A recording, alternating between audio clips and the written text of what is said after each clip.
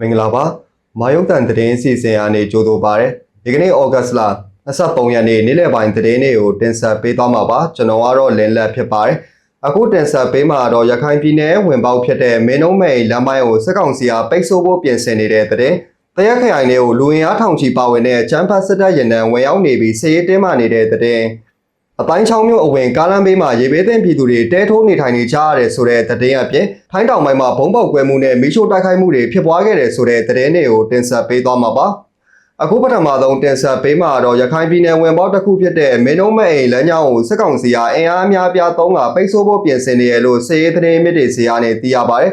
ပြီးခဲ့တဲ့ဩဂတ်စ်လ19ရက်နေ့မှာမိထီလာနဲ့နေပြည်တော်ဘက်ကနေထွက်ခွာလာတဲ့စစ်ကောင်စီရဲ့တမ55လူဝင်အား1000ကျော်ပါဝင်တဲ့ရင်စီးရေ150ခန့်အားအောင်လံမျိုးကနေ AR မြစ်ကိုဖြတ်တန်းကကပ္ပစာစနစ်ကိုရောက်ရှိလာခဲ့တယ်လို့ဆိုပါတယ်။ဩဂတ်စ်လ12ရက်နေ့မနက်ပိုင်းမှာတော့ရင်စီးရေ80ကျော်လောက်ဟာမင်းနှုံးမြို့တွင်းကိုဝင်ရောက်သွားပြီလို့သိရပါတယ်။ဒါမဲ့မိုးရွေးရာသီဖြစ်တာကြောင့်ထိုးစစ်ဆင်မှုအဆင်ပြေမှာမဟုတ်ကြောင်းနဲ့ရခိုင်ဝင်မောက်တွေအကုန်လုံးကိုဖျက်တောက်ပိတ်ဆို့ဖို့စစ်တပ်ကဦးတည်လာနိုင်ကြောင်းလည်းသူကသုံးသပ်ထားပါတယ်။နောက်ထပ်တင်ဆက်ပေးမှာတော့အကွေးတိုင်းတရက်ခရိုင်ထဲမှာကျန်းဖတ်စစ်တပ်ရဲ့စစ်အင်အားထောင်ထဲချီပါဝင်တဲ့စစ်အင်တန်းတွေဝင်ရောက်နေတာကြောင့်စစ်ရေးတင်းမာနေပြီးရသားတွေအနေနဲ့အသီးသတိနဲ့ကြိုတင်ပြင်ဆင်နေထိုင်ကြဖို့မကွေးတိုင်းပကဖားပါဝင်ဒေသကာကွယ်တပ်ဖွဲ့တွေဟာသတိပေးထုတ်ပြန်ထားကြပါတယ်။ဩဂတ်စ်လ12ရက်နေ့မနက်ပိုင်းအထိတရက်မြို့နယ်ကပ္ပစာဆက်ယုံရှိရာကိုအောင်လံမျိုးဘက်ကနေစစ်ကားတွေရာနဲ့ချီဝင်ရောက်နေတယ်လို့အဲ့ဒီကနေမင်းတို့မျိုးဘက်ကိုလည်းအင်အားတွေခွဲကဆက်လက်ထွက်ခွာခဲ့ကြောင်းသိရပါတယ်။အဲ့ဒီအချမ်းဖတ်စစ်တပ်ရင်တန်းတွေမှာကားစီး150ကျော်နဲ့အတူစစ်အင်အားထောင်ထဲချီပါဝင်တယ်လို့တရက်မင်းနှုံးလမ်းပိုင်းကိုအသုံးပြုပြီးဖျက်ဆီးနေတာဖြစ်တယ်လို့ဒေသကာကွယ်တပ်ဖွဲ့တွေကပြောပါတယ်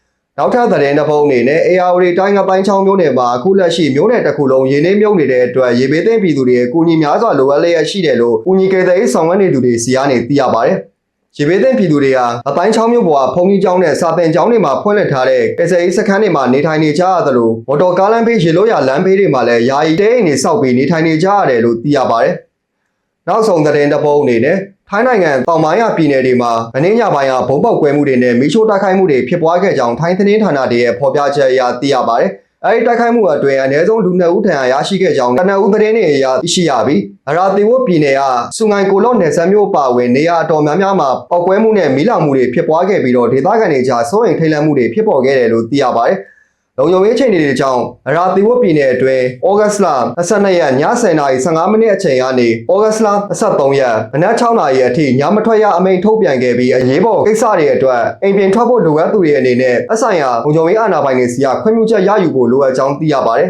။ဩဂတ်စ်လ23ရက်နေ့နေ့လယ်ပိုင်းသတင်းတွေကိုတင်ဆက်ပေးခဲ့တာပါ။ကြည့်ရှုအားပေးခဲ့ကြတဲ့ပရိသတ်တူတယောက်ချင်းစီကိုလည်းကျေးဇူးအထူးပဲတင်ရှိပါတယ်။မောင်ဝဲရုပ်သံသတင်းအစီအစဉ်တွေကိုနေ့လယ်တနာရီနဲ့ည9နာရီချိန်တွေမှာပုံမှန်ထုတ်လွှင့်တင်ဆက်ပေးသွားမှာပဲဖြစ်ပါတယ်။